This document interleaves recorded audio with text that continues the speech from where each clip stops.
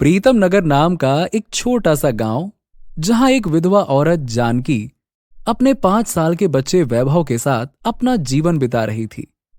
अपने छोटे से खेत में सब्जियां उगाती, उन्हें बेचती और इसी काम से उसकी जरूरतें पूरी हुआ करती थीं।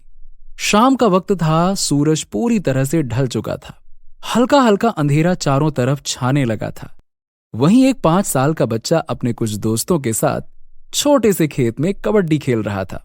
तभी वहां उसकी माँ आती है। वैभव, तुझे मैं कितनी बार बोली हूँ, शाम होने से पहले घर आ जाया कर। देख, अंधेरा होने वाला है और तू अभी भी यहाँ खेल रहा है। चप्पल से मारूंगी तुझे वहां आकर। चल सीधा घर को आप। अरे माँ, यहीं पर तो हूँ। घर चलो, घर चलो, घर चलो। अरे आप भी ना हर समय डांटती ही रहती हो। तू इधर आएगा कि मैं उधर आऊं अब? हाँ चलो भाई लोगों, मैं चलता हूँ। तुम सब भी जाओ घर। हाँ जाओ जाओ भाई, जाओ जाओ।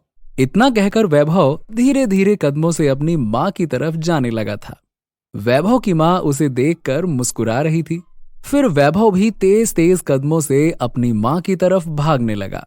उसकी माँ वैभव को गोद में उठाने के लिए जैसे ही अपने हाथ फैलाती है कि तभी एक बड़ी सी शेरनी आकर वैभव को अपने पंजों में दबा लेती है। वैभव, वैभव, वैभव! शेरनी वैभव को अपने मुंह में दबाकर वहां से जंगल की तरफ भागने लगी। शेरनी के पीछे पीछे वैभव की माँ भी भाग रही थी। छोड़ दो मेरे बच्चे को। कोई है? कोई मेरे बच्चे को बचा लो। कोई मेरे बच्चे को बचा लो। हे भगवान, कोई मेरे बच्चे को बचा लो। कोई है? चिल्लाते हुए जानकी उस शेरनी के पीछे पीछे भागने लगी थी और भागते भागते उसके पैर में एक कांच चुभ गया था और जानकी जमीन पर गिर गई थी। कांच इतनी गहराई से पैर के तलवे में चुभा था कि कुछ मिनट के लिए जानकी वहीं बेहोश हो गई और वो शेरनी वैभव को लेकर जंगल की तरफ एक गुफा के अंदर चली गई। गुफा में ले जाने के बाद शेरनी ने वैभव को जमीन में छोड़ दिया, लेकिन वैभव बेहोश हो चुका था। उसे बिल्कुल होश नहीं था। शेरनी वैभव के सामने जोर से दहाड़ती है। तभी जाकर वैभव की आंखें खुलती हैं। घबराते हुए वैभव जमीन से घिसटते हुए पीछे की तरफ खिसकता है और आंखों में आंसू लिए शेरनी से एक डरी आवाज में बोलता है, मुझे जाने दो, मुझे छोड़ दो। 100 साल से तेरा इंतजार कर रही थी। ऐसे कैसे जाने दूं तुझे? हाँ? मेरा इंतजार क्यों? तेरा इंतजार इसीलिए क्योंकि तेरे अंदर वो आत्मा है जो इस जगत में किसी के अंदर नहीं। 2 दिन बाद अमावस की रात को चांद की पहली किरण पड़ते ही तेरे धड़ को तेरे शरीर से अलग करके मैं इस दुनिया से मुक्ति प्राप्त कर लूंगी। वो सामने घड़ा देख रहा है ना, काले रंग का?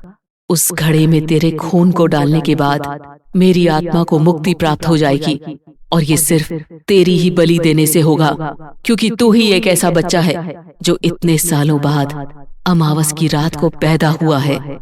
लेकिन एक शेरनी? ऐसा कैसे हो सकता है? तुम हो कौन? वैभव के इतना बोलते ही शेरनी अपने असली डायन रूप में आ जाती है। ये मेरा असली रूप, मैं एक डायन हूँ, डायन। दूसरी तरफ जानकी वैभव को ढूंढते ढूंढते जंगल में पहुंच जाती है और चारों तरफ उसे घने जंगल के अलावा और कुछ नजर नहीं आता। यही जंगल में लेकर आई थी वो शेरनी वैभव को। हाँ। जानकी वैभव को ढूंढने के लिए पूरा जंगल एक कर देती है, लेकिन उसे कहीं भी वैभव नहीं मिलता। थक हार कर जानकी एक बड़े से पेड़ के नीचे बैठती है और अपनी पीठ को जैसे ही पेड़ के तने पर लगाती है, वो अचानक से उस पेड़ के अंदर समा जाती है। ये मैं कहाँ आ गई? ये कौन सी जगह है? मैं तो उस जंगल में थी, लेकिन ऐसा कैसे हो सकता है? हाँ, ये कौन सी जगह है? जानकी अब एक दूसरी ही दुनिया में पहुंच चुकी थी, जहां सब कुछ अलग था। लोग इधर उधर अपनी जादुई कालीनों में उड़ते हुए जा रहे थे, तो कुछ जादुई पर वाले कुत्तों के उड़न खटोले में उड़ उड़कर इधर उधर जा रहे थे। इस दुनिया में जितने भी लोग थे, सबके पास कोई ना कोई शक्ति थी। सब अपने जादू से कुछ न कुछ कर रहे थे। लगता है ये कोई जादुई दुनिया है। जानकी के लिए सब कुछ बिल्कुल नया था। अनजान राह में वो जैसे तैसे आगे बढ़ती है, लेकिन तभी जादूगरों ने उसको देख लिया। वो देखो इंसान, कई सालों के बाद हमारी जादुई दुनिया में आए हैं। चलो इसे पकड़ लेते हैं और फिर इस पे अपने जादू का प्रदर्शन करेंगे। आ जाओ, पकड़ो। इतना कहते ही एक जादूगर अपनी जादुई कालीन में उड़ते हुए जानकी को पकड़ने के लिए उसकी तरफ आने लगता है। जानकी उसे देखकर वहां से भागने लगती है। भागते हुए जानकी एक बड़े से कुएं के पास पहुंचती है और उसके पीछे पीछे वो दोनों जादूगर भी वहां पहुंच जाते हैं। उस गहरे काले कुएं में कूदने के अलावा जानकी के पास कोई दूसरा रास्ता नहीं था, तो बिना कुछ सोचे समझे जानकी ने उस काले कुएं में छलांग लगा दी। उस कुएं में कूदने के बाद वैभव की मां जानकी कुएं के अंदर नीचे गिरती ही जाती है और गिरते गिरते गिरते वो एक बड़ी सी नदी के पास जा गिरती है। और एक ऐसी नदी जिसमें सिर्फ फूल ही फूल बह रहे थे और चारों तरफ सुंदर फूलों के झरने गिर रहे थे। अब ये कौन सी जगह है? ये मैं कहाँ आ गई?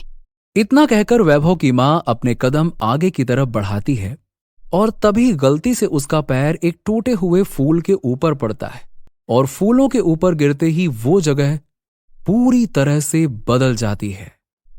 चारों तरफ चमकती हुई बेशकीमती मूर्तियां आ जाती हैं और हीरे, मोती, सोने के हार, सब कुछ वहां जमीन पर दिखाई देने लगा था। जानकी वो सब देखकर काफी हैरान थी। वो समझ ही नहीं पा रही थी कि अचानक से ये सब कुछ कैसे बदल गया। तभी जानकी की नजर एक मिट्टी के ढेर के ऊपर पड़ती है, जिसके ऊपर एक पुराना सा चिराग रखा हुआ था। जानकी ने उस चिराग को उठा लिया था। इन सब के बीच में ये क्या है? इतना बेकार और पुराना, लेकिन ये क्या चीज है? इस पर कुछ लिखा हुआ है। धूल इतनी लगी है कि पढ़ा भी नहीं जा सकता। धूल मिटाकर देखती हूँ। जानकी चिराग में लगी उस धूल को मिटाने के लिए चिराग को अपने हाथ से घिसने लगती है। तभी चिराग में हलचल हुई और वो हिलने लगा। जानकी घबरा गई और चिराग को उसी मिट्टी के ढेर के ऊपर फेंक दिया। लेकिन तभी उस चिराग के अंदर से एक नीले रंग की रोशनी बाहर निकलकर आती है और वो रोशनी एक नीले रंग के जिन में तब्दील हो गई थी। जिन को देखकर जानकी घबरा रही थी। तुम कौन हो? मैं एक जादुई जिन हूं और आपने मुझे चिराग से मुक्त किया है, तो आज से मैं आपका गुलाम हूं मेरे आका। अब आप जो बोलेंगे, जैसा बोलेंगे, मैं वैसा करूंगा मेरे आका। क्या सच में? जी हाँ, सच में। ठीक है, मुझे ऊपर लेकर चलो। जानकी की बात मानकर जिन अपनी शक्तियों का इस्तेमाल करता है और उसे कुएं से ऊपर दोबारा जादुई दुनिया में ले जाता है। जादुई जिन, तुम कुछ देर के लिए इस चिराग में दोबारा वापस चले जाओ। मगर मेरे आका, यहाँ के जादूगर आपको बंदी बना लेंगे। अगर मैं बाहर रहा तो मैं आपको उनसे लड़कर बचा सकता हूँ। नहीं, मेरा बच्चा भी इस जंगल से गायब हुआ है। शायद वो भी इसी दुनिया में आ गया हो और इन जादूगरों ने उसे भी कहीं बंदी बनाया हो और ये हमें भी वहीं लेकर जाएं। ऐसा हो सकता है, इसीलिए तुम मेरी बात मानो। जानकी की बात सुनते ही जिन दोबारा नीले रंग की रोशनी में तब्दील हुआ और चिराग के अंदर घुस गया और उसी वक्त उसके सामने वो जादूगर दोबारा अपनी जादुई कालीन में उड़ते हुए आ गए। फिर उन्होंने कालीन को जमीन पर उतार दिया। आल तो जलाल तो, देख मेरे जादू का कमाल तो। इतना कहते ही जादूगर अपनी जादुई शक्तियों से जानकी को कालीन के ऊपर बैठा देता है और कालीन को आकाश में बहुत तेज उड़ाने लगता है।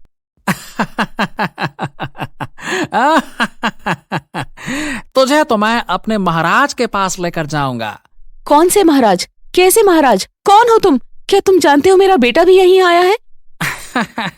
शांत हो जा औरत, शांत हो जा। जादूगर जानकी को बहुत डराने लगा था। अपनी कालीन को आकाश में बहुत ऊपर लेकर चला गया वहां से जानकी को नीचे देख के बहुत घबराहट होने लगती है। लेकिन तभी जानकी चुपके से अपना चिराग निकालती है और उसे घिसकर जिन को बाहर निकाल देती है। जैसे ही जिन चिराग से बाहर निकलता है, वो जादूगर का कॉलर पकड़ता है और उसे हवा में उठा लेता है। अच्छा बेटा, मेरे आका को परेशान करेगा? बता, फेंक दूं तुझे इस कालीन से नीचे? मुझे छोड़ दो, मुझे छोड़ दो, मुझे, मैं गिर जाऊंगा, मुझे छोड़ दो, मैं मर जाऊंगा। जादूगर के छोड़ दो बोलते ही जिन उसे छोड़ देता है और वो आसमान से नीचे की ओर गिरने लगता है। उसे बचाओ जिन, वो हमारे कुछ काम आ सकता है। जानकी की बात सुनते ही जिन उड़ते हुए नीचे की तरफ गया और जादूगर को दोबारा उड़ाकर कालीन के ऊपर ले आया। तो बच्चू, कैसा रहा हवाई सफर? मेरी तो जान हवा में ही निकलने वाली थी। हमें तुमसे कुछ पूछना है। क्या? क्या पूछना है तुझे? क्या तुम मुझे बता सकते हो?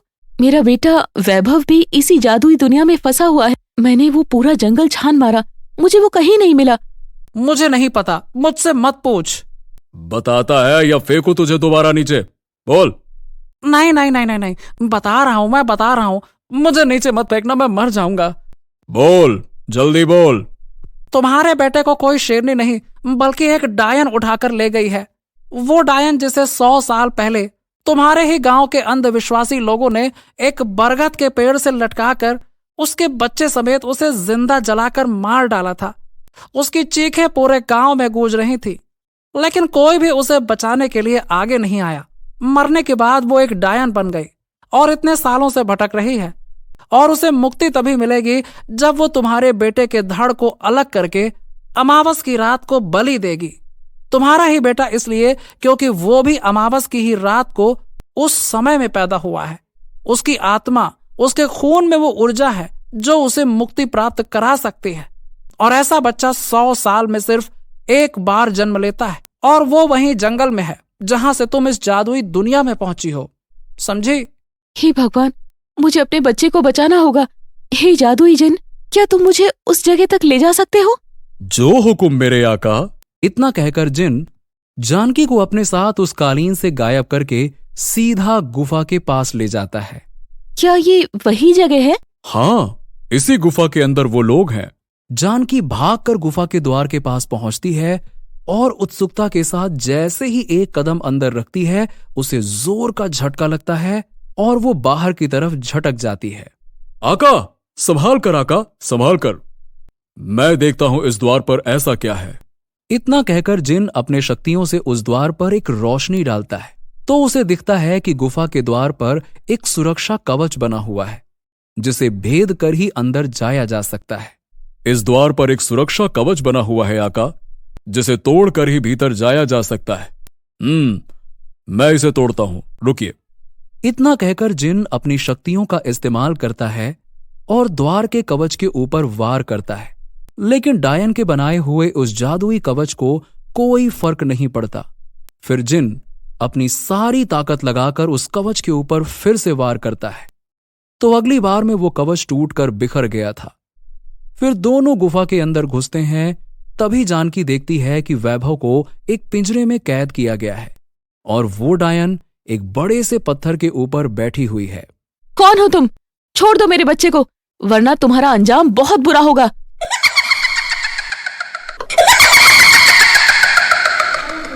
तो आ ही गई तू अपने बेटे को बचाने, लेकिन बदकिस्मती से तू बचा नहीं पाएगी। हे मेरे जिन, इस डायन को यहीं मार गिराओ और मेरे वैभव को इसके चंगुल से छुड़ाओ। जिन अपनी जादुई शक्तियों का इस्तेमाल उस डायन के ऊपर तो करता है, लेकिन जिन की शक्तियां उस डायन के ऊपर लगते ही आर पार हो जाती हैं और डायन को कोई असर नहीं होता। अच्छा, तो ये पिद्दी सा जिन आया है मुझे मारने। तेरे बस की भी है? अभी बताता हूं तुझे, रुक। जिन अपनी शक्तियों का फिर से इस्तेमाल करता है और उस डायन के ऊपर वार करता है, लेकिन जिनकी कोई भी शक्ति उस डायन के ऊपर असर नहीं करती। ए मूर्ख जिन, तेरी शक्तियां केवल इंसानों के ऊपर और किसी भी शरीर के ऊपर काम करती है, एक आत्मा के ऊपर नहीं। तू मेरा कुछ भी नहीं बिगाड़ सकता, क्योंकि मैं किसी का शरीर नहीं, सिर्फ एक आत्मा हूँ, एक डायन हूँ। मेरे आका, मुझे माफ करिए कि डायन बिल्कुल ठीक बोल रही है।